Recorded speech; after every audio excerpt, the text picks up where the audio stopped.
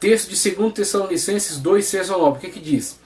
E agora, vós sabeis o que o detém, para que a seu tempo, para que a seu próprio tempo seja manifestado. E agora vós sabeis o que o detém, para que a seu próprio tempo seja manifestado. Porque já o mistério da injustiça opera, somente há um que agora resiste, até que do meio seja tirado. Porque já o mistério da injustiça opera. João também diz que já há anticristos, no plural, mas haverá também o anticristo, no singular, que é gerar sob a eficácia de Satanás. Tá? Então temos aí, porque já o mistério da injustiça opera, de fato, está operando. Somente há um agora que resiste até que do meio seja tirado.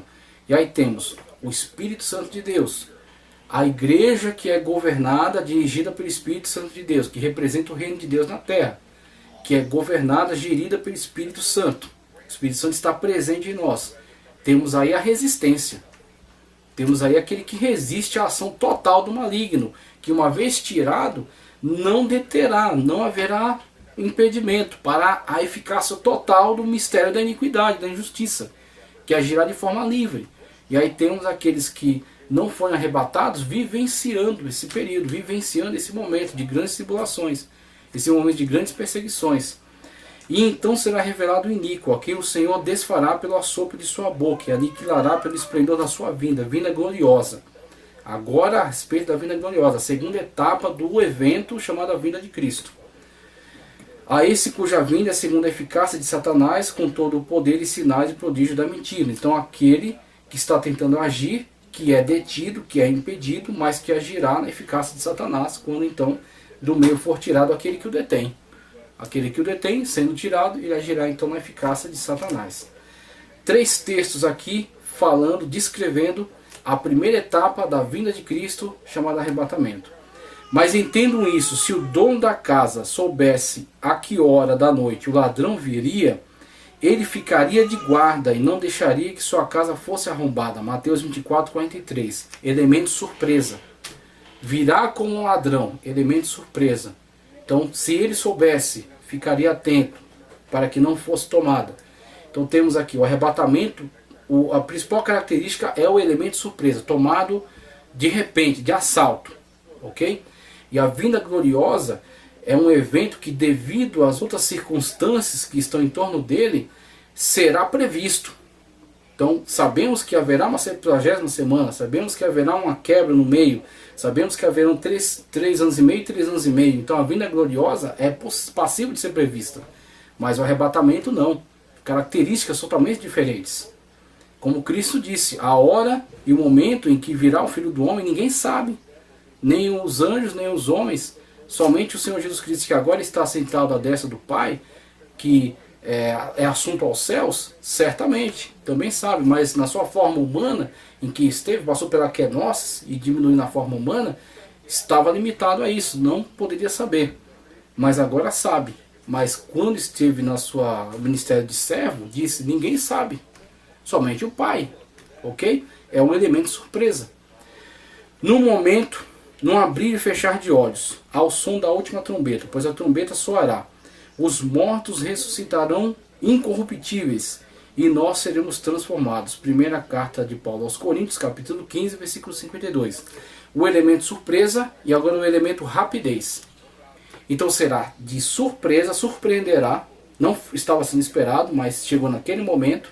E o outro elemento, rapidez. Enquanto a vinda gloriosa de Cristo vai eliminar um exército, vai trazer juízo separando os bodes das ovelhas em relação aos judeus que estavam presentes ali, vai separar os bodes das ovelhas, vai haver ressurreição daqueles que morreram, vai haver estabelecimento do reino milenial. Então, o elemento rapidez não faz parte da segunda etapa da vinda, e sim da primeira. Na primeira há o elemento surpresa e o elemento rapidez, ok? No momento, num átomos, como Paulo descreve aqui, abrir e fechar de olho, piscou, pronto, já aconteceu.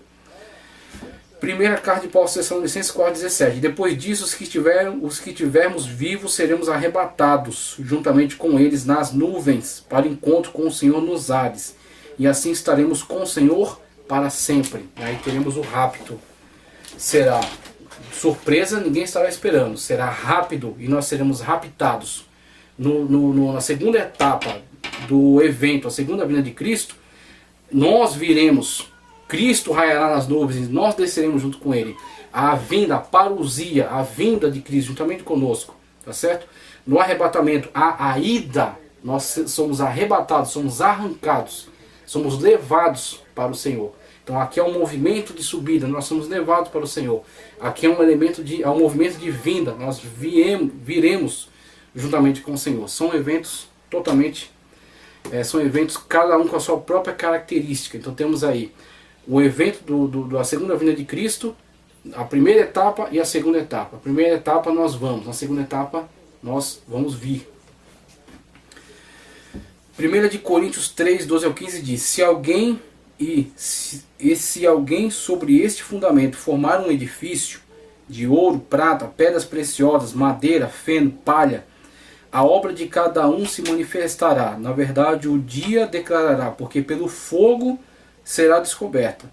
E o fogo provará qual seja a obra de cada um.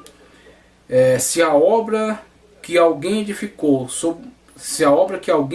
nessa parte permanecer, esse receberá galardão. Se a obra que alguém edificou nessa parte permanecer, esse receberá galardão. Se a obra de alguém se queimar, sofrerá detrimento, mas o tal será salvo. Não estamos falando de salvação e condenação aqui então.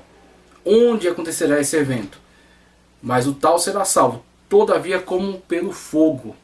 Ou seja, somente por causa da graça maravilhosa de Cristo Jesus. Se dependesse dele, ele não seria. Mas por causa da graça de Cristo Jesus, porque ele se manteve fiel à graça de Cristo Jesus, então ele não atentou contra a graça de Cristo Jesus com o pecado, ele se manteve fiel. Mas se manteve fiel, mas também não trabalhou, não realizou obras no reino de Deus. Então aqui está sendo discutido galardão. E este evento acontecerá logo após o arrebatamento, quando os mortos ressuscitarem, nós todos fomos transformados e nos encontrarmos juntamente com o Senhor. Aí passaremos pelo chamado Bema, o tribunal de Cristo, no qual ele vai auferir aí os galardões, os prêmios. Então, este aqui se manteve fiel, se manteve fiel, mas também estava estagnado, no sentido de não realizar obras para o reino de Deus, não realizar obras na igreja, obras para Cristo. Então, foi caminhando na sua fidelidade, crendo em Cristo, se mantendo fiel. Não trabalhou, tudo bem, mas será salvo como que pelo fogo. Então, por causa da graça de Cristo Jesus. Os demais realizaram obras, aí vai ter os níveis de obras. Aqueles que mais entregaram sua vida, mesmo sofrendo, mesmo talvez não conseguiram angariar grandes coisas para si aqui na terra, mas se entregaram totalmente à obra de Cristo. Se doaram totalmente à obra de Cristo. Haverá galardão. E haverá níveis de galardão conforme aquilo que Cristo decidir. Mas todos estarão no estado de perfeição. Então, no estado de perfeição em que estiverem, não poderão mais sofrer. Não serão atingidos mais por inveja. Não serão atingidos mais por ressentimento. Não serão atingidos mais por entristecimento. Tá certo? Porque tudo isso fazia parte de uma natureza caída, pecaminosa, distorcida. A sua natureza foi transformada.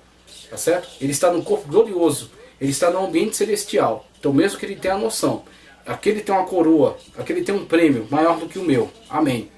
O prêmio dele é este, o meu prêmio é este. Estamos todos na glória e vamos para a mesa do banquete louvar e adorar o Senhor Jesus Cristo. Haverá níveis, mas não haverá, em consequência dos níveis de galardão, sentimentos negativos, porque esses foram arrancados com a velha natureza. A velha natureza foi transformada e formada agora uma natureza gloriosa, que não é atingida mais por esses defeitos. Faziam parte da natureza pecaminosa do passado, ok? Temos aí o chamado Bema, o tribunal de Cristo, logo após o arrebatamento, antes da grande ceia do Cordeiro. E digo-vos que desde agora não beberei deste fruto da vide até aquele dia em que beba de novo convosco no reino do meu Pai. Mateus 26, 29, o grande dia do banquete, em que todos nós celebramos a ceia do Senhor nas nossas igrejas. É um ensaio para aquele grande dia, quando ele disser: vinde benditos do meu Pai, para o reino que vos foi preparado. E ele nos receber na grande mesa, e nós beijarmos do seu pé, e nós nos assentarmos juntamente com ele, e nós ceiarmos juntamente com nossos irmãos, independentemente da sua linha escatológica, viu? Isso não tem nada a ver com linha de interpretação escatológica, tem a ver com fidelidade a Cristo Jesus. Ok? Então, nada de soberba, nada de vaidade intelectual. em relação àqueles que ficam aqui, em relação àqueles que não estão esperando o arrebatamento, em relação àqueles que não se mantêm fiéis e não estão esperando a chamada de Cristo, tá certo? Para subirmos para junto dele nos ares. Olha para os que ficarem aqui, os 3 anos e meio de falsa paz, depois os 3 anos e meio de grande tribulação. Jeremias 30, versículo 7 diz: ah, porque aquele dia é tão grande. Ah, porque aquele dia é tão grande, que não houve outro semelhante, e é tempo de angústia para Jacó. É tempo de angústia para Jacó, ele porém será salvo dela. Jeremias capítulo 30, versículo 7. Isaías 34, verso 2. Porque a indignação do Senhor está sobre todas as nações, e o seu furor sobre todo o exército delas. Ele as destruiu totalmente, entregou-as à matança. Daniel 12, 1. E naquele tempo se levantará Miguel, o grande príncipe, que se levanta em favor dos filhos do teu povo. E haverá um tempo de angústia, qual nunca houve, como Cristo também descreve, desde que houve nação até aquele tempo. Mas naquele tempo livrar-se-á o teu povo, todo aquele que for achado escrito no livro do Senhor. Sofonias 1,15. Aquele dia será um dia de indignação, dia de tribulação e de angústia, dia de alvoroço e de assolação, dia de trevas e de escuridão, dia de nuvens e de densas trevas. Segundo período aí, a segunda metade dos 7 anos, a chamada grande tribulação.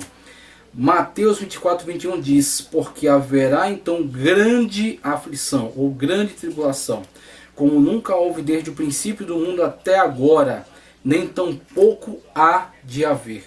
Cristo Senhor descrevendo o período da grande tribulação. Apocalipse 3,10. Como guardaste a palavra da minha paciência, também eu te guardarei da hora da tentação que há de vir sobre todo mundo, para tentar os que habitam sobre a terra. Nós seremos aqueles que estiverem fiéis, aqueles que serão levados no arrebatamento, que adentrarem para a grande ceia do Senhor, serão livrados da hora da grande tentação que há de vir sobre toda a terra. Aqueles que ficarem, mas se mantiverem fiéis e não aceitarem a marca, e mesmo tendo que derramar seu próprio sangue, mas permanecerem fiéis para entregarem sua vida somente a Cristo, serão visualizados então no chamado quinto selo, abertura do quinto selo, em Apocalipse 6, 9 ou 11, que os descreve da seguinte maneira: e havendo aberto o quinto selo, vi debaixo do altar as almas dos que foram mortos por amor da palavra de Deus e por amor do testemunho que deram. Então darão sim testemunho, serão fortalecidos pelo Espírito Santo, mas com grande dor, mas com grande aflição. E clamavam com grande voz, dizendo: até quando, ó verdadeiro e santo dominador, não julgas e vingas o nosso sangue dos que habitam sobre a terra? Veja as características: juízo, vingança, é isso que eles pedem ao Senhor. Características próprias deste momento, características próprias desta situação, desta ocasião, em que lutarão para não negar a Cristo, não aceitar a marca da besta, derramarão seu sangue, serão torturados, serão perseguidos, serão privados de todas as benesses. E aí temos os 3 cavalos descrevendo a situação: escassez de comida, privação, né, enfermidades, perseguição, cavalo que simboliza a morte, por exemplo, com perseguição e mortandade. Haverá essa situação para aqueles que ficarem. Um governo totalitário dominando todas as situações, uma tecnologia que favorecerá uma perseguição total, ok? A tentativa de implantação da marca do anticristo, o 666, ok? Que é vamos dizer assim, é um enigma que será desvendado por aqueles que ficarem aqui, que saberão certamente o que é a marca do anticristo, ok? Mas negando, passando então por essa situação, e passando por essa grande aflição, o que eles pedem? Vingança. Até quando não julgas e vingas, como eles dizem aqui, o nosso sangue dos que habitam sobre a terra. E a cada um foi dado uma comprida veste branca, e foi-lhes dito que repousassem ainda um pouco de tempo, até que também se completasse o número daqueles conservos, seus irmãos, que haviam de ser mortos como eles foram. Então, ao longo dos 3 anos e meio de falsa paz, Israel ainda não será perseguido, mas esses que ficarem da igreja já serão. E ao longo do período de grande tribulação, estes e Israel serão ambos perseguidos por causa da quebra da aliança entre o anticristo e Israel. Veja só. Outro cenário que é descrito em relação agora à segunda etapa da segunda vinda de Cristo. O evento, a segunda vinda de Cristo. A segunda etapa do evento. Então aparecerá no céu o sinal do Filho do Homem, e todas, veja, e todas as nações da terra se lamentarão e verão o Filho do Homem vindo nas nuvens do céu com poder e grande glória. Mateus 24:30. O que esta segunda etapa tem a ver com a primeira, que é imprevista, ou seja, é elemento de surpresa, rapidez, tá certo? E um elemento no qual nós somos levados para o Senhor. Na segunda etapa do evento, primeira etapa do evento, segunda etapa do evento, todos verão. Todos verão. E nós viremos juntamente com o Senhor. O Senhor vem para cá. Aqui nós vamos até o Senhor. Aqui o Senhor vem para cá. Veja só. Apocalipse 19, 11 ao 14 diz: Vi o céu aberto, diante de mim um cavalo branco, cujo cavaleiro se chama Fiel e Verdadeiro. Ele julga e guerreia com justiça. Seus olhos são como chamas de fogo, e a sua cabeça há muitas coroas e um nome que só ele conhece, e ninguém mais. Está vestido com um manto tingido de sangue. Está vestido com um manto tingido de sangue. E o seu nome é o seu nome é Palavra de Deus. O seu nome é Palavra de Deus. Os exércitos do céu o seguiam, vestidos de linho fino, branco e puro, e montados também em cavalos brancos, juntamente com o Senhor. Então temos aí situação na qual, em momento algum, anjos foram descritos montando em cavalos. Mas o Senhor Jesus Cristo é descrito montando num cavalo, e nós, estando também numa condição semelhante a ele, com corpos gloriosos, também montaremos em cavalos brancos. E liderados pelo Senhor, viremos juntamente com ele. Evento da segunda etapa, tá certo? Da segunda vinda de Cristo Jesus. Quando ele porá fim ao Armagedon, aqueles judeus que estiverem ali aceitarão a ele, verão aquele a quem crucificaram, como foi descrito, se lamentarão e verão, e ele estabelecerá ali um juízo no qual separará as ovelhas dos bodes. Aqueles que aceitaram a marca, aqueles que não aceitaram a marca. Ok? Evento agora, o estabelecimento do milênio. O estabelecimento do reino milenar, que acreditamos ser literal e cronologicamente estabelecido como 1000 anos, uma vez que a Sagrada Escritura é que nos diz assim: será 1000 anos, então cremos, será 1000 anos. Vi tronos, em que se assentaram aqueles a quem havia sido dada autoridade para julgar. Vi as almas dos que foram decapitados por causa do testemunho de Jesus e da palavra de Deus. Eles não tinham adorado a besta, nem a sua imagem, e não tinham recebido a sua marca na testa, nem nas mãos. Eles ressuscitaram com Cristo. Eles ressuscitaram e reinaram com Cristo durante 1000 anos. O restante dos mortos não voltou a viver até que completarem os 1000 anos. Então teremos a ressurreição destes que foram visualizados no quinto selo, a quem foram dados vestes brancas e palmas e que pediam vingança. E agora veja, é atendido. Eles ressuscitaram. Agora existe um segundo grupo que não ressuscitou e somente ressuscitará na ocasião na ocasião do trono branco, a chamada segunda ressurreição. O restante dos mortos não voltou a viver até se completarem os 1000 anos. Esta é a primeira ressurreição. Felizes e santos os que participam da primeira ressurreição. A segunda morte não tem poder sobre eles. Serão sacerdotes de Deus e de Cristo e reinarão com ele 1000 anos. A igreja que veio com Cristo, montada em cavalos brancos. Esses que ressuscitaram da grande tribulação, ok? E a população que permaneceu na terra e que não aceitou a marca, não aceitou o sinal do anticristo e que adentrarão ao reino milenar em seus corpos naturais, ok? A situação agora, pós-milênio, após os 1000 anos, o que acontecerá conforme a descrição do Apocalipse? Nós lemos o Apocalipse na sua literalidade.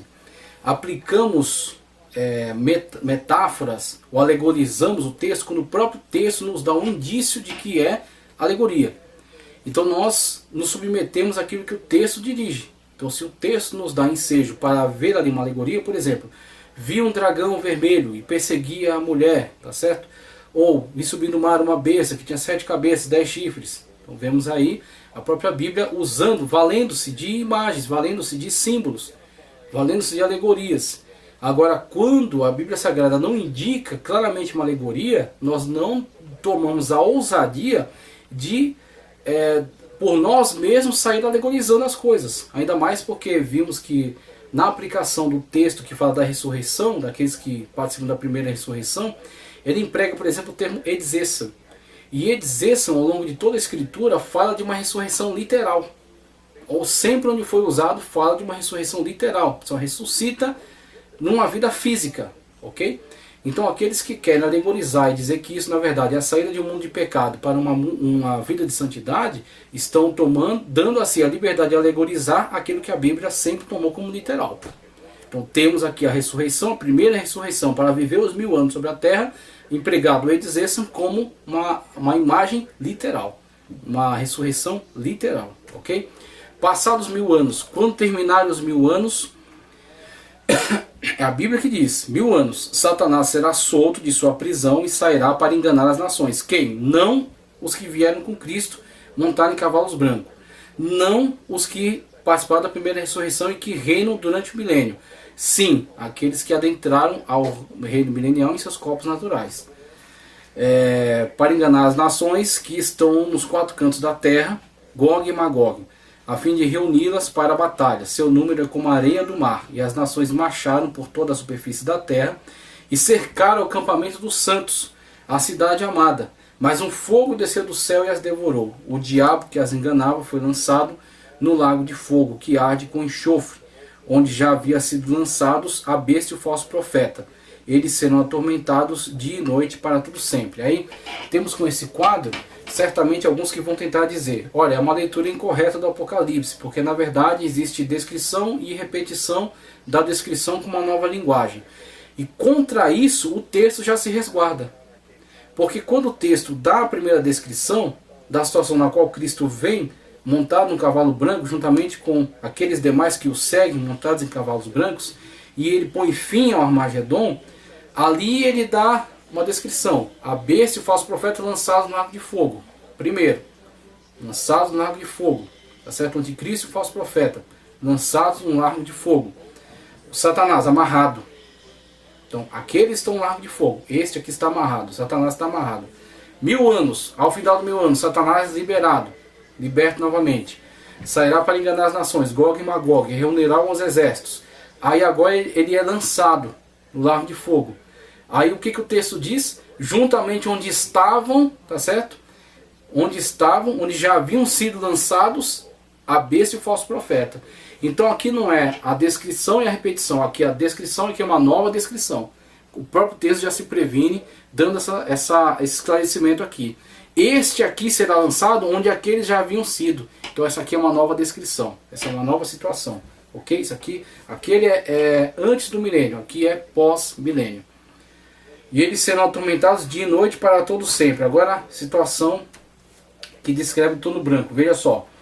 Depois vi um grande trono branco e aquele que nele estava assentado. A terra e o céu fugiram de sua presença e não se encontrou lugar para eles. Vi também os mortos, grandes e pequenos, de pé diante do trono. E livros foram abertos. Outro livro foi aberto, o livro da vida. Os mortos foram julgados de acordo com o que tinham feito. Como não aceitaram a Cristo pela graça, agora vão pagar o preço, o galardão do seu pecado. O salário do pecado é a morte, como Paulo já deixa muito claro. Então, o que você consegue com o seu pecado é condenação. Para se livrar da condenação, aceitar a Cristo como o único e suficiente Salvador. E as obras de Cristo serão imputadas sobre você. E você, servindo fielmente a Cristo, se obedecendo a sua palavra, se submetendo às suas ordens, você é salvo na pessoa bendita de Cristo Jesus. O mar entregou os mortos que nele havia, e a morte e o Hades entregaram os mortos que neles havia. E cada um foi julgado de acordo com o que tinha feito. E aí temos a situação na qual, mesmo aqueles que morreram desde o começo, né, da história da humanidade, cujos corpos já estão totalmente pulverizados, tá certo? Seus fragmentos já estão espalhados. mas nenhum deles deixará de comparecer, porque o mesmo Deus que teve o poder de criar o primeiro homem é o mesmo Deus que, dada a sua palavra de autoridade, reunirá os átomos, as moléculas desses corpos de onde estiverem, se reorganizarão, se reagruparão e colocarão este ser então diante do trono branco. E esses que receberão então esses corpos indestrutíveis, não gloriosos, mas indestrutíveis, porque participam da segunda ressurreição, recebem então a sentença de acordo com as suas obras, porque não quiseram ser salvos pela graça, e vão ser lançados agora no lago de fogo, que Cristo disse: o bicho nunca morre e o fogo nunca se apaga. Não existe aniquilação. É uma ideia satânica para te enganar. Não existe esse negócio de que em algum momento você vai virar uma fumacinha e deixar de existir. Se você não aceitar Cristo como o único e suficiente Salvador, e se você for enquadrado nessa situação aqui do trono branco e for condenado, você vai passar a eternidade em sofrimento no inferno, no lago de fogo e enxofre. Essa é a realidade conforme a Sagrada Escritura. De acordo com o que tinha feito, veja só. Então a morte e o Hades foram lançados no lago de fogo. O lago de fogo é a segunda morte. Se o nome de alguém não foi encontrado no livro da vida do Cordeiro, cujo nome só pode ser escrito lá, se você aceitar a Cristo como seu único e suficiente Salvador, se o nome de alguém não foi encontrado no livro da vida, este foi lançado no lago de fogo. Esta é a condenação, conforme indicada no livro de Apocalipse. Fechando aqui, para concluir a nossa aula, e vi um novo céu e uma nova terra, porque já o primeiro céu e a primeira terra passaram, e o mar já não existe. E eu, João, vi a santa cidade, a nova Jerusalém, que de Deus descia do céu, adereçada como uma esposa ataviada para seu marido. E ouvi uma grande voz do céu que dizia: eis aqui o tabernáculo de Deus com os homens, pois com eles habitará, e eles serão o seu povo, e o mesmo Deus estará com eles e será o seu Deus. Este aqui deve ser o nosso destino. E aqui sim se cumprirá essa promessa: Deus limpará de seus olhos toda lágrima. Na atualidade ainda temos muitas lágrimas e muito sofrimento, mas chegará este momento em que o próprio Deus limpará de seus olhos toda lágrima. E não haverá mais morte, nem pranto, nem clamor, nem dor, porque já as primeiras coisas são passadas. E o que estava sentado sobre o trono disse: eis que faço novas todas as coisas. E disse-me: escreve, estas palavras são verdadeiras e fiéis. E disse-me mais: está cumprido, ou está consumado. Eu sou o alfa e o ômega, o princípio e o fim. A quem quer que tiver sede, de graça lhe darei da fonte da água da vida. E quem vencer herdará todas essas coisas. Por isso vale a pena lutar e batalhar pela vitória. E eu serei seu Deus e ele será o meu filho. Mas quanto aos tímidos, aqueles que têm vergonha do Senhor Jesus Cristo, aqueles que têm vergonha do Evangelho, não é aqueles que são introvertidos, e sim aqueles que têm vergonha de declarar que pertencem ao Senhor Jesus Cristo. Aos incrédulos, cuidado que a incredulidade está tomando até aqueles que estão na casa de Deus. O Senhor Jesus Cristo vai arrebatar a sua igreja antes da tribulação, antes da grande tribulação. Aos incrédulos, e aos abomináveis, e aos homicidas, e aos fornicadores, e aos feiticeiros, e aos idólatras, e a todos os mentirosos. E a sua parte será no lago que arde com fogo e enxofre. Esta é a segunda morte. Apocalipse 21, capítulo 21, versículos 1 a 8. Então temos essas descrições que estão aqui nesse primeiro vídeo. No segundo vídeo, eu quero trazer mais alguns esclarecimentos sobre as duas etapas do evento chamado a Segunda Vinda de Cristo. Vou trazer mais alguns esclarecimentos. Vou falar um pouco sobre a escola pré-milenista, sobre as escolas do pré-milenismo, né, as escolas futurista, pré-tribulacionista, pré-milenista, mid-tribulacionista e pós-tribulacionista. Um pouco da posição dessas escolas. Falar sobre algumas seitas que se pronunciam também, né, tentando adivinhar a volta de Cristo. E aí, enfim, no segundo vídeo passamos aí para a contra-argumentação a esses supostos 13 argumentos irrefutáveis contra o arrebatamento pré-tribulação. Então, no primeiro vídeo foi para esclarecer o nosso posicionamento e fundamentar biblicamente. No segundo vídeo vamos partir para uma contra-argumentação a esses 13 argumentos supostamente irrefutáveis, tá ok? Te agradeço aí por permanecer comigo até esse momento.